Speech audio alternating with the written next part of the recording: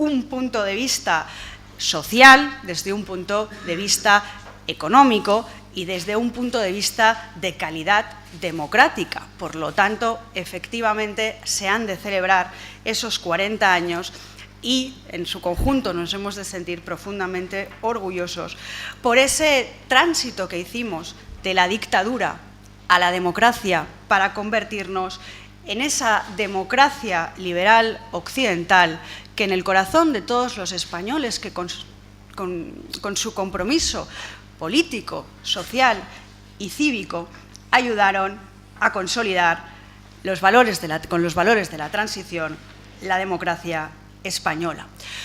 Una democracia que se miraba en Europa y que se sigue mirando en estos momentos en Europa. Si, de hecho, observamos el reciente estudio que hace el Real Instituto Elcano sobre cuáles son los principales símbolos de identidad española, lo es, y muy profundamente, el europeo. De hecho, los españoles se sienten mucho más europeos que propiamente españoles. Y eso hace pensar que en ese tránsito, que en ese caminar de la dictadura a la democracia que queríamos conseguir, lo que dejábamos atrás, el pasado que dejábamos atrás, sin duda alguna, tenía ese componente trágico de lo español que siempre hemos arrastrado en nuestros pesares y lamentos. Y el futuro que queríamos conquistar era esa imagen de lo europeo. Por lo tanto, el peso del pasado nos recordaba esa España de grises, esa España en la sombra, y la libertad que queríamos conseguir en el futuro era o tenía esa pluralidad de matices, esos colores europeos. Y ese argumento de superación que dejábamos atrás de lo español para convertirnos en esa democracia liberal europea, hoy en día creo, y por eso decía que a lo mejor sí que teníamos que poner esos interrogantes en el hoy, algunos la quieren poner en duda como forma de hacer política.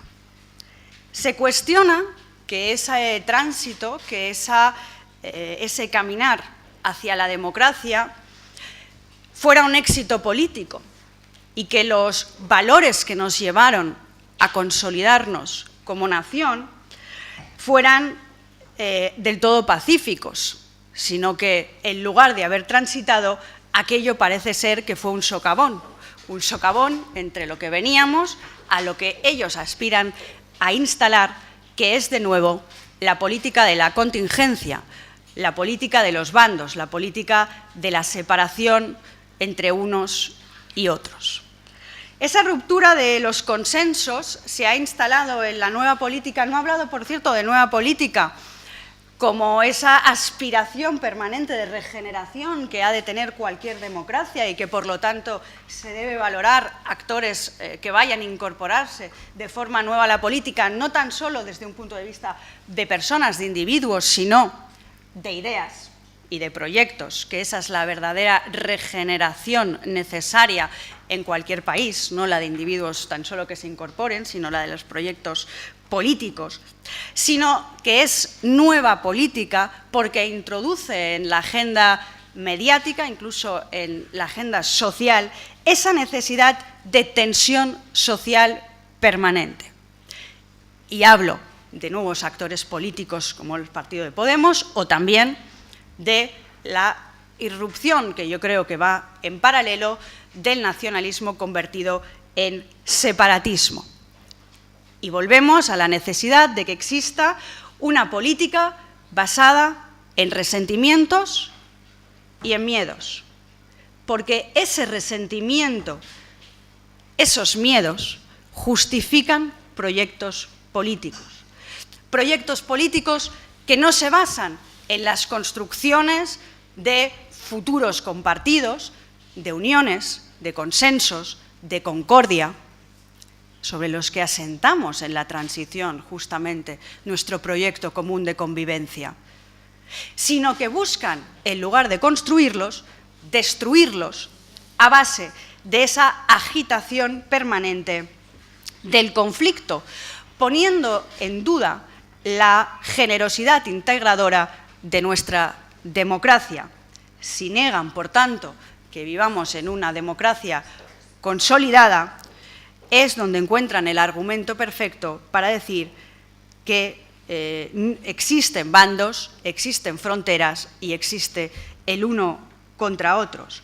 Esa confrontación binaria, que es lo que justifica la propia existencia del populismo, en el caso de Podemos, y lo hemos visto de forma muy clara, estas semanas, negando uno de los mayores consensos de nuestra democracia, como es la lucha conjunta, compartida y unida contra el terrorismo, y muy especialmente en las 48 horas de dolor nacional por el secuestro y posterior asesinato de Miguel Ángel Blanco, o lo estamos viendo en el caso del independentismo catalán, que necesita crear un proyecto político basado y justificado en una identidad a la contra, los valores de la transición española.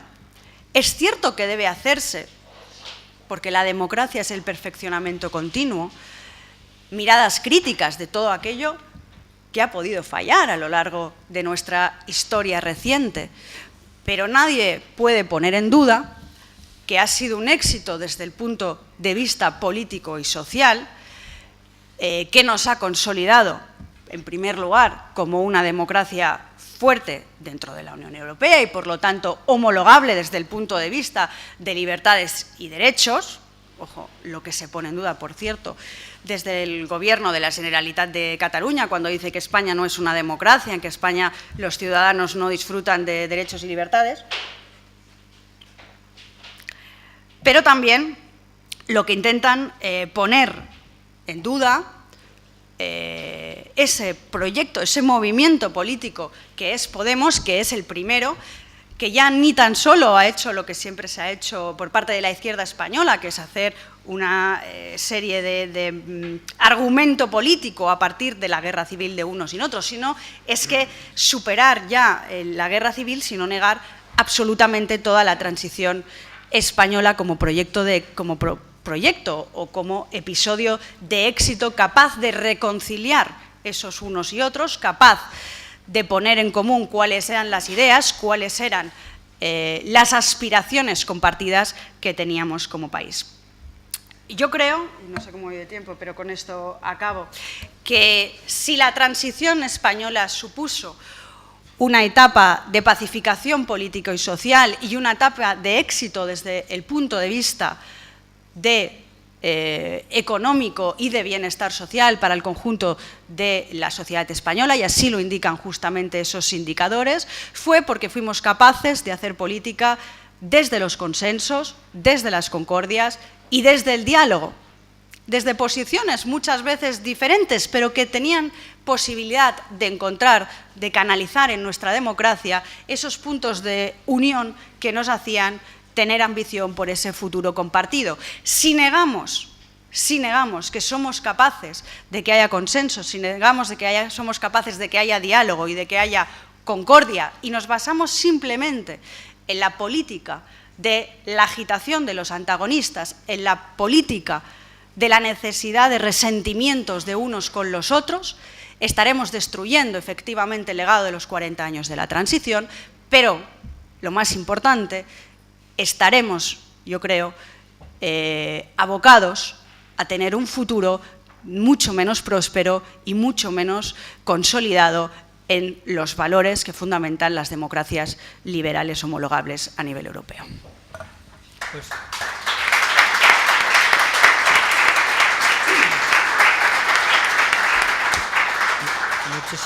Muchísimas gracias por lo dicho y por ajustarse al tiempo, y tiene la palabra don Nicolás Redondo. Yo también me ajustaré al tiempo para ver luego el interés del debate. Quiero empezar dando las gracias a la Universidad por la invitación y que conste que me ha costado hacer la intervención, porque hace unos meses estuve aquí, justamente en otra universidad, hablando de lo mismo, que es de la transición española. Y uno de los vicios que tengo es no decir las mismas ideas de la misma manera, con lo cual me costó un cierto trabajo preparar esta introducción. Y luego he caído en un vicio que no he podido evitar nunca, ni cuando era político, ni ahora que no lo soy, que es el siguiente: si yo oigo a alguien antes, establezco un diálogo que me hace variar lo que iba a decir, inevitablemente. Me ha pasado siempre hasta en el Parlamento. Si no era el primero que hablaba, seguro que el discurso me servía solo a medias. No sé si es bueno o malo. A mí me ha ido bien, improvisando algún diálogo con los que han hablado con anterioridad a mí, ¿verdad? Y eso es lo que me han provocado los dos personajes que han intervenido anteriormente, sobre todo Mikel Azurmendi, que es una persona que quiero, pero de verdad. Recordaba que la última vez que estuvimos juntos en una actividad política, aunque no partidaria, como él se encarga de decir continuamente, fue en el Parlamento de Estrasburgo para explicar la situación del País Vasco y el terrorismo de ETA. No lo recuerdo ahora. Arcadi seguro que lo recuerda porque tiene igual mejor memoria que yo. No sé a quién se le había ocurrido llevar el debate al Parlamento Europeo desde España, probablemente a mi partido, pero no puedo... Sí, fue el PSOE, ¿no? Y fuimos nosotros a establecer una posición objetiva sobre lo que estaba pasando allí y tuve el honor de que, entre otros, me acompañara Mikel Azurmendi. Pero no puedo menos que compartir su visión sobre su transición, cómo lo pasó él durante la transición. Y es evidente que no lo pasó bien porque bueno, se movió como parece que se mueve, cosa que no es mala, en unas dudas terribles, radicales y muy contundentes, pero no estoy de acuerdo en nada en lo que hace referencia a su visión de la transición española. Yo llevo diciendo desde hace tiempo que la transición española ha sido una historia de éxito, y no porque lo quiera decir para convencer a los demás, que no estaría mal, sino porque lo creo. Lo creo sinceramente, que teniendo en cuenta nuestra historia, teniendo en cuenta nuestro pasado, teniendo en cuenta nuestros conflictos, que han durado siglos, pues que buscaran los que estuvieron en la transición esta solución, me parece que es digno de tener en cuenta. ¿Con defectos? Claro que con defectos. ¿Con otras posibilidades mejores? Pues claro que sí. Pero lo que salió fue lo que salió. Salió esto. Y esto que salió ha dado de sí el periodo más largo de bienestar y libertad en un país que, como decía Américo Castro, nunca ha tenido una historia canónica. Siempre ha sido una historia tumultuosa, agria, dura, belicosa, conflictiva. Bueno, pues hemos tenido, con todos los matices que se puedan establecer luego y que seguro que establecerán, hemos tenido este largo periodo de vida, convivencia pacífica, en libertad, si no fuera por el terrorismo de ETA, pero que por mucho que nos doliera lo que hizo ETA, y por mucho esfuerzo que hemos dedicado a combatir, nunca pudo con el proyecto de la transición española, nunca pudo con el Estado democrático. Un periodista británico durante la Guerra Civil entrevistó a un campesino de Extremadura y le preguntó a ver por qué luchaba, y el campesino no se le ocurrió decir que luchaba por su partido, que sería el Partido Comunista, ni por España, ni por la revolución. Él luchaba por la humanidad, no se conformaba con poco, era por todo. Eso es lo que muchas veces condiciona la vida política española y los discursos que hacemos. Queremos tanto perfeccionismo que desdeñamos lo que tenemos entre manos. Y lo que tenemos entre manos es suficientemente bueno para que lo defendamos. Esa búsqueda del máximo, del cielo, parte de algunos, y esa vocación también que tenemos de querer ser excepcionales, que todo lo que nos ocurra a nosotros, solo nos ocurra a nosotros, y si es malo, mucho mejor, es lo que arruina muchas veces la visión práctica práctica, pragmática de la vida política española. Y yo creo que estamos en uno de esos casos. Empezaré por el principio, haciéndolo muy breve, a uña de caballo. Yo creo que los elementos fundamentales de la transición, el elemento fundamental de la transición española, teniendo en cuenta lo que había pasado años atrás y teniendo en cuenta de dónde empezaban, fue la renuncia. La capacidad de renunciar a las posiciones máximas de cada uno de los demócratas, y yo estoy de acuerdo con un artículo que leí hace poco de Arcadi, que no hay que hacer diferencias entre los que estaban ahí, pero fueron todos capaces de renunciar a sus posiciones máximas. Todos, menos los nacionalistas, pero todos los demás sí. Lo hizo Fraga, lo hizo Carrillo, lo hizo Suárez, lo hizo Felipe González, lo hizo Marcelino Camacho, lo hizo Nicolás Ron. Todos los dirigentes políticos del país que unos años antes estaban defendiendo posiciones radicalísimas, todos ellos también, Carrillo, González, el otro y el otro, en ese periodo de tiempo, del 76 al 78, si establecemos la transición o el periodo de transición en este tiempo, fueron capaces de renunciar para hacer un sistema en el que cupiéramos todos. Yo no sé si lo sabían, si solo lo intuían, si conocían la historia o solo por intuición política, ellos fueron en la dirección de crear un sistema en el que no sobrara nadie, que estuviera representada la mayoría de los ciudadanos españoles. Y para eso tenían que renunciar. Renunciar a una historia, renunciar a una tradición, renunciar a unos programas, renunciar hasta a unas biografías. En contra de lo que decimos, se lo he oído decir al hijo de Adolfo Suárez, la transición fue un magnífico ejercicio de renuncia y de olvido, de olvidar muchas cosas, porque para las sociedades, como para los seres humanos, olvidar es tan importante como recordar. No podríamos vivir siempre recordando todo. Y ahí está el personaje borgiano. Pero bueno, en cualquier caso, yo creo que ese fueron los elementos fundamentales, la capacidad de ponerse de acuerdo. Personajes que no se conocían de nada. Yo no pongo como ejemplo ni a Felipe González, ni a Suárez, ni a Carrillo. Pongo dos por sus peculiaridades psicológicas, que sin embargo se tuvieron que poner de acuerdo. Uno, Alfonso Guerra, suspicaz, desconfiado. Todo lo que tenga de desconfiado una persona lo tenía Alfonso Guerra. Y Abril Martorell, que venía de otra situación diferente, de otra vida diferente, que había estado en los círculos provinciales de la política del sistema anterior. Bueno, esas dos personas que no se conocían se pusieron de acuerdo para ir limando asperezas que podían impedir la transición. Pero claro, no eran pequeños problemas. Es que no sé qué artículo, no sé qué otro. No.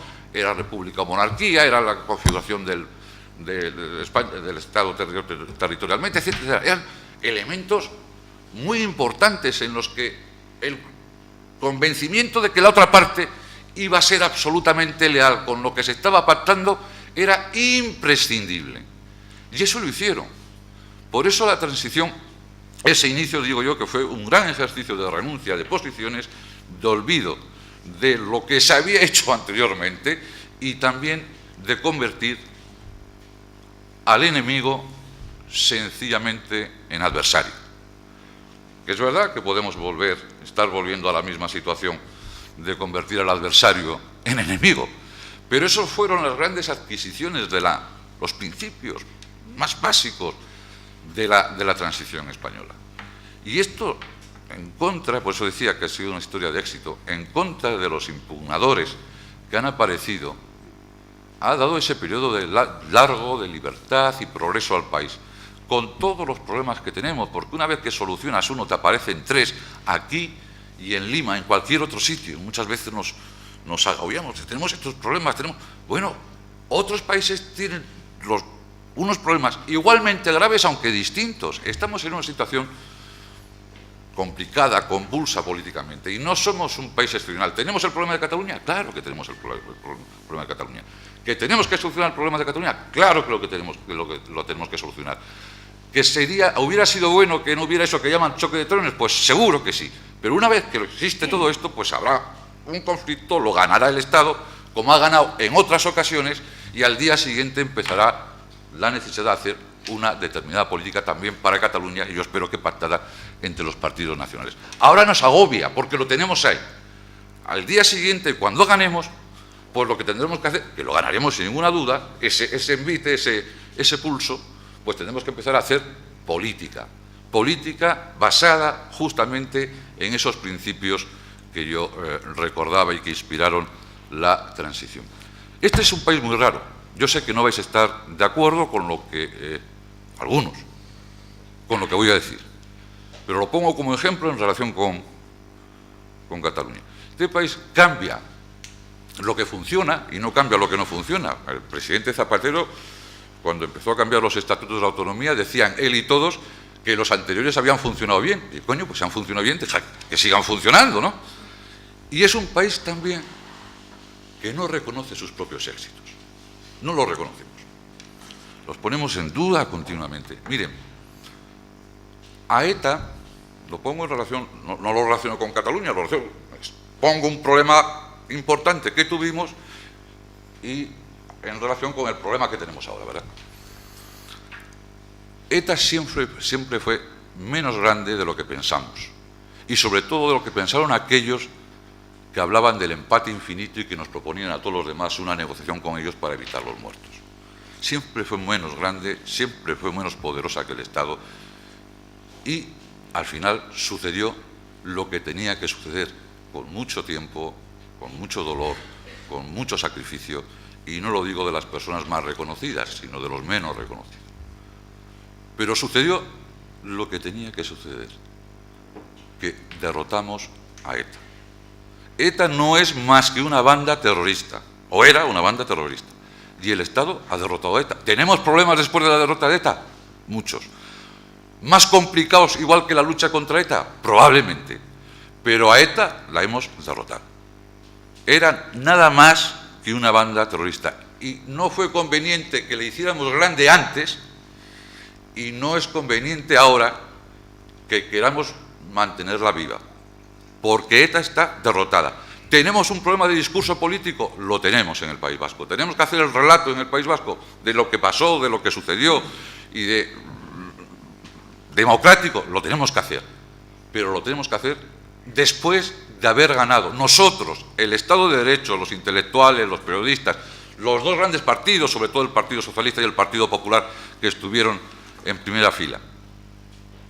Y muchas veces eso no se reconoce, porque efectivamente la solución de ese problema nos ha creado otros.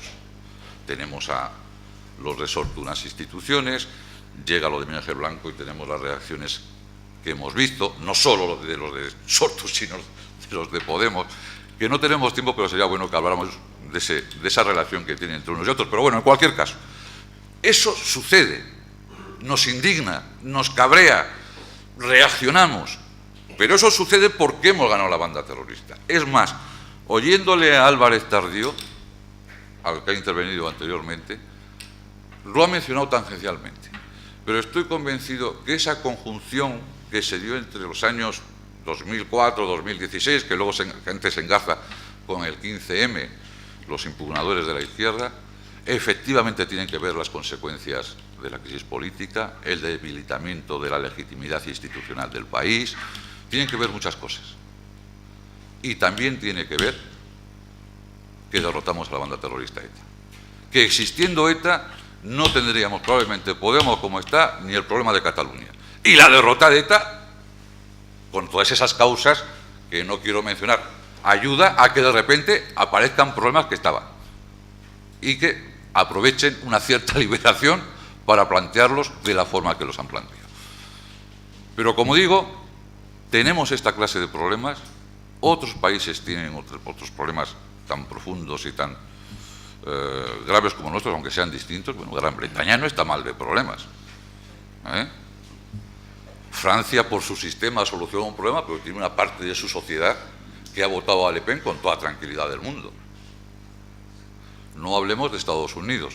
Luego los países tienen países viejos con instituciones más sólidas tienen capacidad de solucionar los problemas mejor que nosotros, que tenemos unas instituciones menos sólidas, más débiles, más artificiales. Pero en cualquier caso, lo que no podemos llegar a creer y a querer es que somos absolutamente excepcionales. En un momento de crisis, la crisis a nosotros nos afecta en los términos que nos ha afectado históricamente.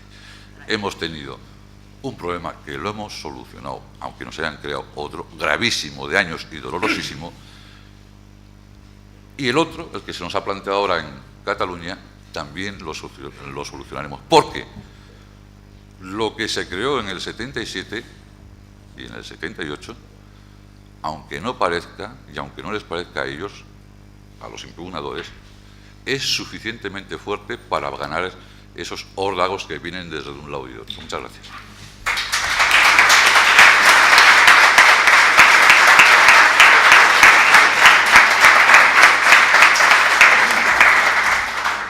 Viene el turno de ustedes, levanten el brazo, les pasarán el micrófono para lo que quieran preguntar y plantear. Yo, para romper el hielo en el debate, quiero plantearles, estamos en un acto organizado por una institución académica, veo que entre el público está también el presidente del Consejo Escolar de Castilla y León, y espero que ninguno de los dos llame a la Guardia Civil para que me saque de aquí por lo que voy a preguntar. Pero todo este cuestionamiento de la transición, todo ese revisionismo que se ha abierto sobre el asunto, y muchos de los problemas que tenemos en España, que decimos que podían haberse basado en esos valores, incluso cuestionar la vigencia de los valores de la transición, no es solo por un problema educativo. Es decir, si se hubieran enseñado a las generaciones que venían detrás lo que se hizo, cómo se hizo y por qué se hizo, en condiciones, no puesto en media página en un libro de texto, no habría ayudado bastante a que no estuviéramos ahora en esta situación. Que empiece quien quiera de los dos. Bueno, seguramente que el sistema educativo, no hay muchos micros, ¿no? Pero creo que hay que decirlo, que es bueno que en eso del perfeccionamiento democrático, pero que quizá lo de delegarlo a las comunidades autónomas no fuera lo mejor. Justamente porque a lo mejor aquellos que no se sintieran cómodos o que no se han sentido cómodos en cómo se estaba escribiendo la historia de consenso, la quieran cambiar para justificar su propia existencia. Porque los que impugnan o los que hacen ese revisionismo sobre lo que hemos sido capaces de construir a lo largo de los últimos años, lo hacen para ellos mismos afirmar su necesidad y justificar lo necesario de su proyecto político. Efectivamente, lo vemos en el caso del nacionalismo de Cataluña, como ha querido reescribir permanentemente, ya no solo de los últimos 40 años, sino de los últimos 300 años, la historia, para así tener la propia justificación de esa historia del imposible encaje, como ellos le llaman, como si esto de las naciones fueran puzzles en los que las piezas fueran unas y otras y se tuvieran que encajar. Y, por lo tanto, intenta permanentemente hacer esa revisión, efectivamente, en la educación, con un deber de vigilancia o con un poder de control por parte del Gobierno de la Nación o de la propia Administración del Estado en Cataluña, efectivamente, a veces mejorable, dejémoslo ahí, ¿no? Pero sí que debe reafirmarse, efectivamente, la educación, porque si no aprendemos todo aquello que hemos sido, si no aprendemos los errores o las zonas de más sombra, pero también si nos reafirmamos, como bien decías, Nicolás, la historia de éxito, y no nos sentimos orgullosos de esa historia de éxitos, estamos condenados a no sentir orgullo de lo que somos ni ambición por lo que podemos ser.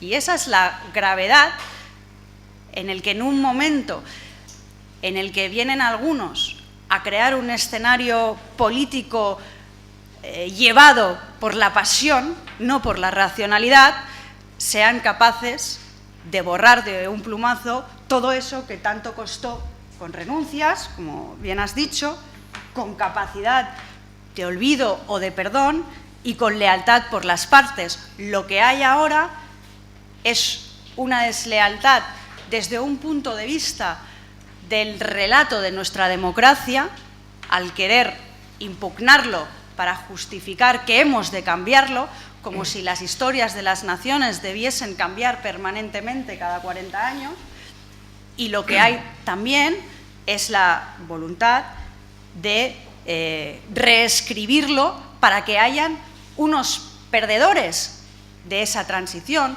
para que haya unos olvidados de esa transición, que sean aquellos que el populismo sea capaz de canalizar para que esa rabia, para que ese miedo, para que esa insatisfacción pueda dinamitar el propio sistema institucional de consensos, de diálogo, de generosidad, que es un proyecto democrático como el que tenemos en España, y debilitarlo para efectivamente ser lo contrario, menos democracia y más autoritarismo. No, para ganar tiempo, y devolviendo el otro día en la reunión de Felipe González, Zapatero y Aznar, para abreviar, le dijo a Felipe González: estoy al 95% de acuerdo contigo. O bueno, estoy al 95% de acuerdo con ella. Y vamos a la siguiente. Arcadio Espada. A mí me pasó lo mismo con lo que has dicho. Lo que pasa es que voy a hablarte del 5%. Estoy completamente de acuerdo casi con todo lo que has dicho. En especial me ha gustado esa frase de que efectivamente a ETA se le hizo mucho más grande de lo que era. Y por supuesto en eso los medios tuvimos una responsabilidad, y tenemos una responsabilidad muy cercana a la que tenemos ahora con el tema de Cataluña, por otra parte, ¿no? O sea que esa parte de tu discurso me ha parecido especialmente afortunada. Hay una cosa en cambio en la que no estoy de acuerdo, quizás es una pequeña obsesión, pero creo que no la dejo pasar nunca, porque me parece que está en la raíz de uno de los poemas que tenemos con la transición. No, en la transición no hubo olvido, no, de ningún tipo.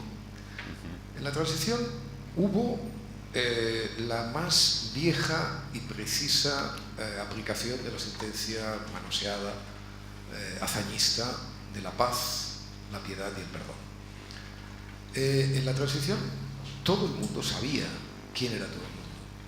Es más, desafío a cualquiera que con independencia, con la única excepción tal vez de Enric Marco, secretario general de la CNT en un momento determinado, alguien pueda decir que ha descubierto algo sustancial en estos 40 años que no se supiera sobre las personas o sobre los hechos en el año 77. No es verdad. Fraga fue presidente de la Comunidad Autónoma Gallega, y digo Fraga por poner un ejemplo, en fin, cimero, sabiendo que había sido un colaborador de primera mano del franquismo. Para poner su némesis, Santiago Carrillo se le pasó por la cara infinitamente los crímenes de Paracuellos, y del más alto hasta el más bajo. La revista Interview, ahora que hablan tanto de esas 100.000 cunetas que al parecer estaban escondidas en las carreteras españolas, publicaba semana sí, semana no, cualquier descubrimiento, el más remoto pueblo, de cualquier venganza. Esto, las personas que tenemos a Interview por la gran referencia de la transición española, y lo digo con toda la frivolidad y con toda la seriedad, porque me parece que está justamente la transición ahí, sabemos muy bien que de la más pequeña huella de la venganza a la más grande escenificación del poder político del franquismo, nada se olvidó en España. España se hizo, el mérito de lo que se hizo en España es mucho más importante. No olvidando nada, se perdona. Y me parece que es injusto decir que en España hemos sufrido una operación de amnesia. ¿Pero qué amnesia? Es decir, Santos Julià, al que hay millones de ocasiones de criticar, hace unos años escribió un artículo excelente sobre esta cuestión, diciendo, pero bueno, enumérenme ustedes qué es lo que sabemos ahora sobre la España del franquismo o la España de la Guerra Civil que no supiéramos en el año 77. Pues lo siento, tenían toda la razón. Tenían toda la razón. con Arcadia hay que sucumbir, porque realmente siempre es más preciso que uno. Pero vamos a intentar mantener el diálogo. Paz, piedad y perdón. Tú también has mencionado lo del perdón. Yo, sin ser riguroso, cuando hablaba de olvido estaba queriendo decir perdón, un perdón laico, por decirlo de una forma. No es que no se acordaran de lo que eran o de lo que hayan sido, sino que no lo echaban en cuenta. Que no lo echaban en cuenta. Como decía la filósofa alemana, Arendt, el perdón es el olvido que nos hace parecer más a los dioses. ¿Por qué? Porque damos por supuesto algo que no ha existido. Y eso es tan trascendente de algo que ha existido. Hacemos como que no existiera para perdonar al que ha provocado lo que existió. Y eso nos acerca mucho a los dioses. A ese olvido me refería. A ese olvido que no es amnésico, es que no influía en lo que tenían que decidir, que no condicionaba sus compromisos, sus decisiones, el tener que trasladarse de una posición maximalista a otra. No tengo, ya sabes cómo soy, no tengo ningún problema en reconocer que si se entiende el olvido como lo has dicho tú, perfecto, y si no, yo estoy de acuerdo contigo. ¿Preguntas? Ahí. Espere que le dan el micrófono. Con respecto a la pregunta que usted hizo al principio de la educación, yo tengo una opinión que es precisamente el que se enseña pero de una forma ideologizada. La universidad, es mi opinión, en este país y también los centros de enseñanza media están bastante ideologizados y siempre por el mismo lado. Entonces yo creo que ese es uno de los problemas, que se enseña, o se enseña acaso no lo suficiente, pero que se enseña de una forma muy parcial y desde un punto de vista determinado. Yo creo que está siendo un problema a nivel histórico en todos los temas, que la enseñanza en la Universidad Española y también en los centros de enseñanza se está enseñando de una forma muy parcial. ¿Más intervenciones? Aquí. ¿Puedo hablar en alto? Sí, se te oye perfectamente. Este señor no necesita. La voz de Nicolás Redondo, pero la verdad es que solo es una pregunta muy rápida, no sé si va a complicar las cosas. ¿El concepto de plurinacional o plurinacionalidad ayuda a trasladar los valores de la transición hoy en día? ¿Quieres que yo te contesto rápidamente? No. Yo escribí un artículo en El Mundo el otro día sobre esa posición de mi partido. Y que ahora, que no sé qué decir, cuando lo has escrito luego se te olvida y tal. Pero ahora les he oído hablar de Baviera y de Bélgica, ¿no? Yo lo sigo un poco esto desde lejos porque me viene bien, así lo interpreto mejor desde mi punto de vista. Es que es no conocer la historia de esos países, no conocer la realidad de esos países y lo que es peor, no conocer la historia de tu país y no conocer la realidad de tu país. Entonces, van cogiendo cosas de aquí y de ahí, creyendo que solucionan algo y cometen verdaderas barbaridades. Yo sigo defendiendo, aparte que puede haber debates terminológicos de punto de vista jurídico que sean más precisos, que eso se ha adoptado para buscar una solución en Cataluña, se adoptó por parte del Partido Socialista en base al principio sagrado de la pluralidad. Bueno, la soberanía es de la nación española, pero como somos muy plurales y la pluralidad nos fortalece, y estas cosas que decimos continuamente, que lo decís habitualmente en general los políticos, de carrerilla y al final pierde, no digo que lo esté diciendo, digo en general, y pierde contenido y pierde importancia. La pluralidad es muy importante, pero si es tan importante la pluralidad, también lo debería ser en Cataluña. Y bueno, oiga, pues yo no estoy, ¿quiere usted que Cataluña sea una nación cultural? Pues bien, pero si no se define solo por el territorio, oiga, pues igual en Cataluña hay varias naciones. Yo a Cádiz no le veo como Puigdemont, le veo que es diferente, y no sé por qué no puede decir, oiga, pues yo soy de otra nación. Si es una nación cultural, sentimental, oiga, deje elegir. Es que como no tiene sustancia jurídico-positiva, todo eso lo enmaraña, lo complica. Es decir, si lo que hay que buscar es soluciones razonables, fáciles, pero que se puedan llevar al derecho positivo y de, esto es una nación. No. Bueno, ¿Y Murcia es una nación o no es una nación? Y si es Murcia, ¿por qué no Cartagena, que quiso declarar la guerra a no sé quién? Si es que te metes en unos fregados. Yo dije más en aquel artículo, y me parece que os mencionaba a vosotros, perdonadme, pero yo estaría dispuesto, a todos los catalanes que conozco y quiero, estaría dispuesto a aceptarlo. Bueno, si eso es una solución, oiga, pues mira, vale, pues no me gusta, pero lo que no estoy dispuesto de ninguna manera a que forme parte de lo que se llama ADN ideológico del PSOE. Oiga, pues usted llega a esa conclusión y es la única solución. Pues bueno, pues ¿qué voy a hacer? Otras cosas no me gustan en la vida, pero que voluntariamente tu iniciativa, teniendo la historia que te diga, no, yo lo que defiendo es una nación de naciones. Que un tipo que es segundón vino a decir que la nación de naciones es española. Y digo, joder, seamos serios, que no obedece ni a la tradición, pero es que ni a España. Ya me podréis perdonar, pero es como aquel que repitió 20 veces la conferencia, es que yo lo he mencionado varias veces, es que ustedes cogen a Enrique IV de Shakespeare y ven que hay dos naciones, que el rey le está diciendo al hijo, ten cuidado cuando vayas a Francia, que estos escoceses te vienen por detrás y te masacran, que siempre han hecho lo mismo. Están hablando de dos reinos distintos, diferentes, no tienen nada que ver. En todas las 2, 3 obras teatrales de Enrique IV, las que hace son dos naciones, lo ves clarísimo. Coges el Quijote y dices, bueno, pues vamos a ver este tío cuando llega a Cataluña, a ver si está en otra nación. Pues es que pasa de una página a otra sin que sepamos nada. Y es más, Cervantes mete alguna palabra en catalán, pero lo primero que aparece en esa parte del Quijote, cuando están en Cataluña, es que Sancho Panza se despierta y lo que ve es pies y manos levitando. Y aterrorizado se va donde el Quijote y dice, ¿qué es esto? Y le dice, no te preocupes, Sancho, que aquí es costumbre de ahorcar de 100 en 100, que hay mucho bandolero. Están todos ahorcados allí. Es que la primera referencia que se hace a Cataluña. No hay nada de otra nación, de otro no sé qué, de otra no sé cuánto. No hay nada. Si es que históricamente ¿tenemos un problema? Sí. ¿Hay que solucionarlo? Bueno, vamos a solucionarlo. Pero no tome usted una iniciativa que no soluciona nada y que además perturba, por no decir otra cosa, tu tradición ideológica. Mira que el PSOE tiene que cambiar cosas, ¿eh?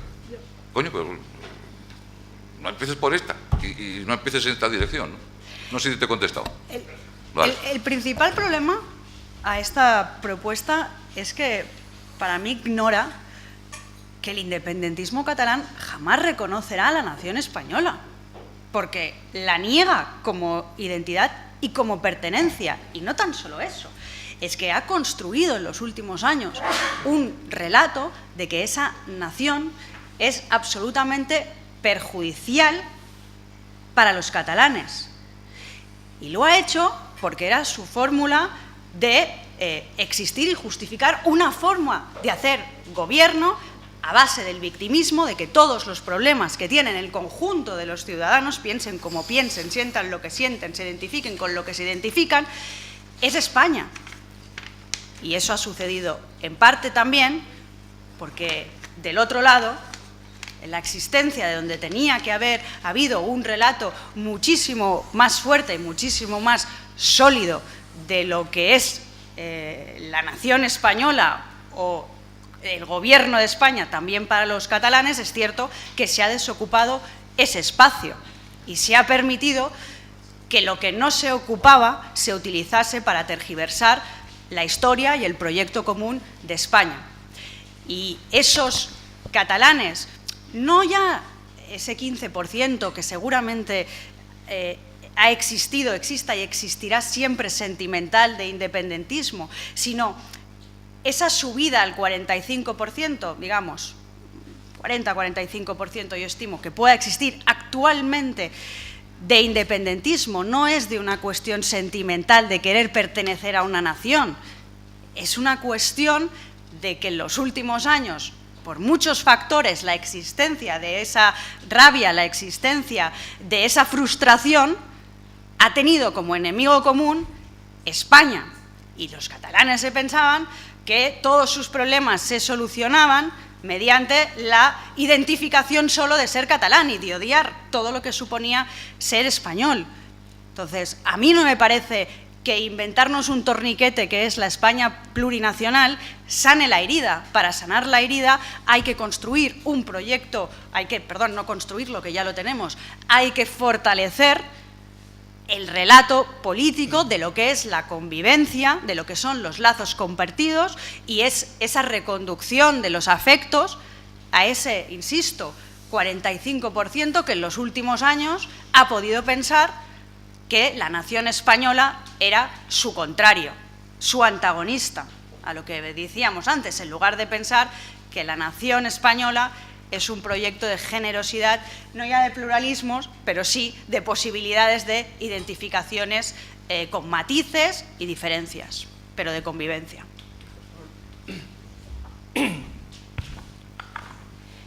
Mi pregunta va ligada a lo que se ha comentado sobre la educación, y es que han empezado la conferencia diciendo que hay una generación en la que los valores de la transición han quedado un poco diluidos, y bueno, yo tengo 21 años, entonces creo que formo parte de esa generación y además soy vasca, entonces es como una conjunción muy curiosa porque, por ejemplo, yo la transición nunca la estudié en el colegio, era un periodo de la historia al que nunca se llegaba porque no daba tiempo.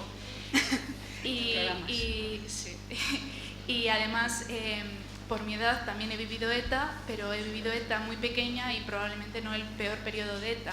Entonces yo tengo la sensación de que en gente de mi edad, en mi generación, tanto ETA como la transición han quedado bastante diluidos y sobre todo ETA ha quedado un poco edulcorada. Y antes me ha usado la expresión del Patio de las Maravillas como un mosaico de carteles en reivindicación de asociaciones ilegalizadas y de el acercamiento de presos, y tengo la sensación de que el País Vasco sigue siendo bastante todavía ese mosaico. Entonces, si tenemos la educación relativamente blindada y vinculada a la autonomía y además un discurso político actual bastante populista y impreciso con términos como la plurinacionalidad, ¿cómo se puede resolver el problema en el País Vasco y bueno, en Cataluña también? Gracias. Nunca es solo una cosa. Hablamos de la educación, de las 200 conferencias que he dado yo, en las 200 ha salido el problema de la educación. Por lo tanto, es evidente que es un problema. Por lo tanto es evidente que es un problema. Por lo tanto, es evidente que es un problema. Aquí 2, 3 veces ha salido. Es claro que esto no se solucionó bien desde el principio. La transición no todo se hizo bien. Es más, había un optimismo tan celestial por parte de los que lo hicieron, que creyeron que todo el mundo se iba a comportar como ellos pensaban que se iban a comportar, y no se dieron cuenta que otros estaban defendiendo sus proyectos, y con lo que costara. Suárez renunció a su biografía, Fraga se fue a introducir a toda la derecha que estaba de Suárez, la metió en la democracia. Carrillo, fíjate lo que tuvo que hacer para venir aquí. Todos, Felipe González con su marxismo, dijo, esto no nos vale. Los únicos que no renunciaron nunca a nada fueron los nacionalistas. Pero en aquel momento de optimismo, bueno, pues con esto será suficiente. El primer estatuto que redactan los nacionalistas vascos, que nos pasan a los socialistas, no querían una televisión propia, querían el centro de televisión española allí. Es que todo... Y cosas fundamentales, pues efectivamente no se solucionaron en aquel momento bien y luego no las solucionaron los sucesivos gobiernos. Pero con esas realidades tenemos que convivir. Uno de los problemas que tenemos, los sistemas no caen por sus atacantes, por la fuerza de sus atacantes. Los sistemas caen por la incapacidad de los defensores. Nosotros somos los responsables de defender esto. Y si falta algo, ahí está en la política actual, lo digo, bueno, le afecta a ella porque está ahí aquí, pero a todos en general, si nos falta algo, es esa política con mayúsculas que es imprescindible para encauzar los momentos de crisis. Se está haciendo política muy administrativista, muy de esta mañana para la tarde, no gran política. Y eso nos lleva a que se trata de las causas en las que aparecen los populismos. Cuando la moneda buena desaparece, aparece la moneda mala. Bueno, pues cuando falta nuestra política, la buena, aparece la mala siempre, ¿no? Pero no es bueno confundir las situaciones. Mira, yo fui el único que se marchó de un gobierno con el Partido Nacionalista Vasco. El PP puede decir que también, pero no es verdad. Les echaron del Ayuntamiento de Bilbao. El único que se fue voluntariamente fui yo. Se les echaron por haber mantenido una posición dura. No, por haber mantenido una posición dura. Eso me da una cierta tranquilidad para decir cosas que otros no se atreven igual a decir, aunque las piensen. Nosotros, el gobierno de Patxi López, apoyado por el Partido Popular, no hizo muchas cosas que tenía que hacer, es cierto, pero no fue un gobierno enloquecido como se tuvieron en Cataluña, y ha permitido una situación que no es la misma que la catalana. Aunque fuera la misma, no sería bueno que las uniéramos, ¿verdad? Pero no es la misma.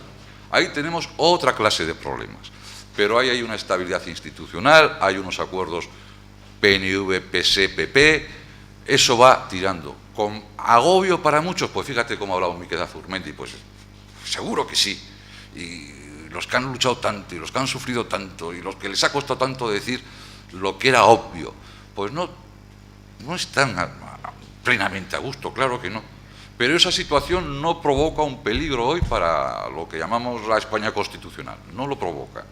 Es más, yo creo que se puede decir aquí en un curso de este tipo, yo hace ya 3 años, por todos los medios que pude, y los medios que pude lo lograron, le decía al Partido Popular y al presidente Rajoy que tenía que utilizar al nacionalismo vasco para provocar contradicciones en el nacionalismo catalán. Lo han hecho tarde y probablemente no es decir, no por lo mejor, porque es por un presupuesto, se tenía que haber hecho por otra cosa. Bueno, al final llegamos al presupuesto, ¿no? Pero un nacionalismo vasco que dice lo que tenía que haber dicho en la transición y no lo dijeron. Yo todo lo que tenga que hacer lo hago dentro de la Constitución. Hombre, luego igual han hecho de la necesidad de virtud y puede que no les creamos, pero desde luego su posición es absolutamente diferente a la de los nacionalistas independentistas catalanes. No es la misma.